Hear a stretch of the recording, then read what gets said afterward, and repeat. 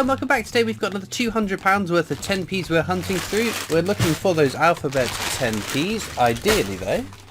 Grab the book, some 2019 dated ones because we've not completed the 2019 book before. We have got quite a few though. We've got, because all of these 10p's, they have each letter of the alphabet something quintessentially British on. We've got A, C, D, E, F, G, H, I, J, K, L and M, N, O, P, R, T, U, V and X. So 6 left to go. But the 2019 ones are so low minted, so hard to find. We started our third 2018 book, having completed this book twice already. We're making good progress on this one though. We've got A, E, F, G, H, I, K and M, N, Q, P, T, U, V, X and Y. So let's get into these bags and see what luck we might have today. Okay then, whilst the coin hunt is ongoing, we're going to be going through some comments that have been recently left on my videos. If you get a random like and love from me but no reply, that's because I've taken a screenshot of it and I'll be using it in one of these 10p Q&A 10p hunts. I just say 10p twice. Anyway, we've got loads of questions to get into. Stop prattling on, Christopher. We're going to start with Makamula, who says, I have to thank Jude S for getting a coin for me, and I've heard from a reliable source that there was only 495 visitors on the strike on the day. So this is the DDay 50p strike on the day event. That means if they took their full allowance of 3 coins, you are looking at a maximum number of 1,485, as there was a coach party and a few veterans in attendance, so it may be likely some only got the one. The strike on the day coin will be very sought after in my opinion. So yes, I totally agree. That's what's quite exciting about the strike on the day event, because it's limited to that one day to get the coins. There were more tours, and I think the tours were briefer, so they could shuttle more tours through on the day. But like you said, I did notice lots of people that were on my tour who were, instead of striking the maximum limit of 3 coins, they were only doing the 1 coin. They must have been there more to be part of the D-Day celebrations and out there for a day trip, rather than as a coin collector or someone who wants to strike the coins to potentially sell some in the future. So I think that it's going to end up as one of the lower minted strike your own coins. It's especially exciting because we haven't returned to D-Day being the standard strike outside of the strike on the day event. So if you look at the Coronation 50p, that was the strike on the day of the coronation, and then after that it carried on as a standard strike your own coin. But that's not happening with the D-Day one, which I think is kind of cool. But yes, I think it's going to be a desirable coin. I think it's going to be low minted as well, so I'm very excited for however many years it takes for those sales figures to come out. We can find out how many were struck.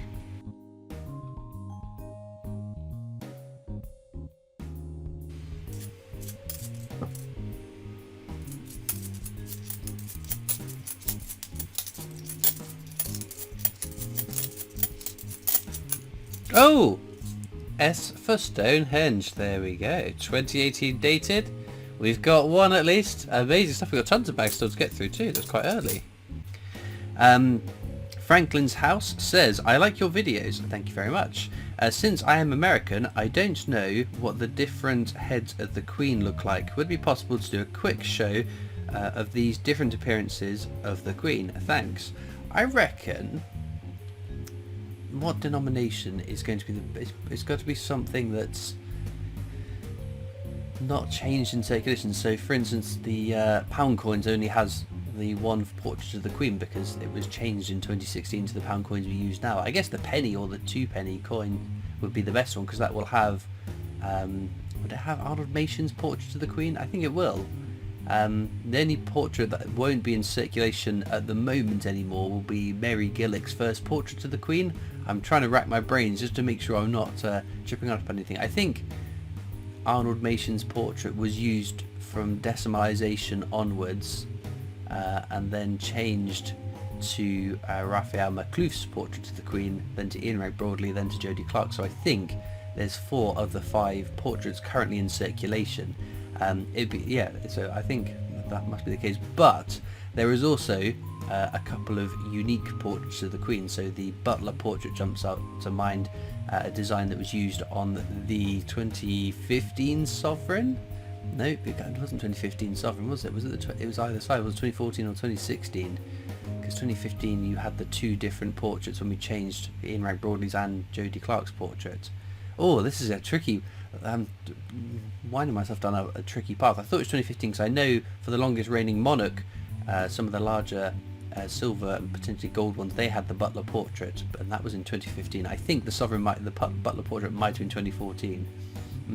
Anyway, but again, things like the Queen's wedding anniversary coins, some of those have unique obverses, different portraits of the Queen, so I think just within the UK it'd be quite tricky to show all the different portraits that have been made of the Queen on coins, because again some of them are coins that are prohibitively expensive too. So yeah, it's a nice idea, something I will mull over and think about what I can do that on. Right, Howard Lake says, are you sitting down? I certainly am. It looks to me like those Midlands Bank bags date back to 1992 to 1996. Feel free to research it further, but I cannot see any reason why it would be past 1996. Well, there we go. That's kind of interesting, actually. So this was, I hadn't screenshotted what video it was. It was either £2 or 50p's. I had a bit of a slew of having bagged bags rather than the sealed bags of coins, and there were some Midlands Bank bagged bags. This is telling us a little bit of a tongue twister. And I thought, the Midlands Bank hasn't been a thing for absolutely donkey's years. These are quite old. So yeah, 1992 to 1996. There we go. Amazing that they've lasted in use all that time. Right, Bent Larson says, enjoy these hunts being from the US. Another one. I enjoy that the UK has lots of commemorative coins in circulation. Question, are the coins in the UK distributed from the mint in the same bags that they used, or are they distributed differently? So the Royal Mint sends the UK coins to cash centres. There's plenty of cash centres up and down the country, and they are it's the cash centres that send the coins on to banks, to shops, to arcades, whatever it is, that whoever it is that needs cash, it goes from those cash centres. So it doesn't go directly from the mint, it goes from the mint to the cash centres, then is distributed out. The Royal Mint, to my knowledge, packages up our coins in big cardboard boxes and sends them to the cash centres. It's then the cash centres that bag them up in those sealed coin bags and send them out. Now obviously there will be some ones that have got those bagged bags rather than the sealed bags, and that's because someone has, whether it's their business or their own personal coins, that they've bagged them up and paid them into the bank, and then that's been either given out from the bank they've deposited in, or they've sent it back to the banks have sent those bagged bags back to the cash centres, or they've made it way to another banks, so on and so forth. So yes, the Royal Mint just puts them in big cardboard boxes. It's the cash centres that do the rest of the packaging, is my understanding at least.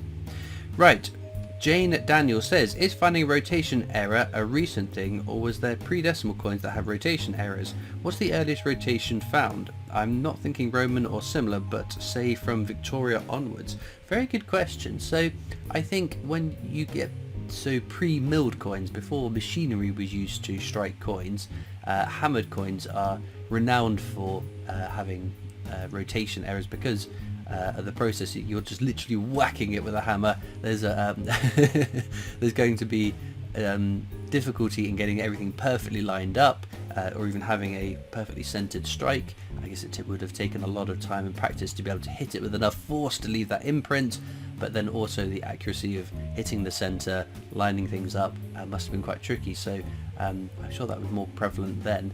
I'm sure I would be fairly confident that there will be examples of early milled coins with rotation errors on them. I can't recall off the top of my head any great examples, but I'm sure there must have been examples of that going on. But if it happens today with all the technological advances that we've made, the chances are back when they started using machinery to make coins, there must have been examples of rotation errors then too. Right, Solo Lobo says, hi Christopher, how do you find out where the next strike on the day event is? So it's tricky, because the D-Day one is an example of a strike on the day event that I only found out because other people found out and they let me know. One of the places I get lots of information from is on my Discord server. Excuse me sneezing there. So my Discord server. There's lots of coin collectors on there. They post any information, whether it's news about a new coin release or rumours or whispers of a change of the strike your own. That's where I get most of my information from. There's lots of people who go there to the Royal Mint experience very regularly, and they can charm some information out of some of the people that work there, or at least get some hints as to when it might be changing. So yes, I guess you can follow the Royal Mint's social media, although they didn't do a very good job of publicising the D-Day event last time. So I guess you just immerse yourself within coin collecting, whether that's my Discord group or there are some great Facebook groups out there to keep up to date so you don't miss anything, because it is quite easy to miss these things if you're not paying attention. Right, Sekhmet says, question for the next video: how would you estimate the average value of an original 2009 Kew Gardens? I'm often on the lookout for eBay auctions, but discouraged myself in fear that they're counterfeits. I trust Coin Club, but they're listed for £379.99, tad out of budget as of current. I mean, that is very expensive for the Kew Gardens 50p. There are plenty of other places you can buy them much cheaper. I think if you're going to be buying them from a dealership, a coin dealer or a company, it's going to be more expensive because there are costs, staffing costs, rent of buildings, things like that, energy costs. It's a business at the end of the day. They need to be able to buy coins and sell them and make a profit on top of paying any staffing or other sort of business costs. eBay is another place that you might be able to pick up a deal. I would estimate, the problem is that the price fluctuates quite a bit.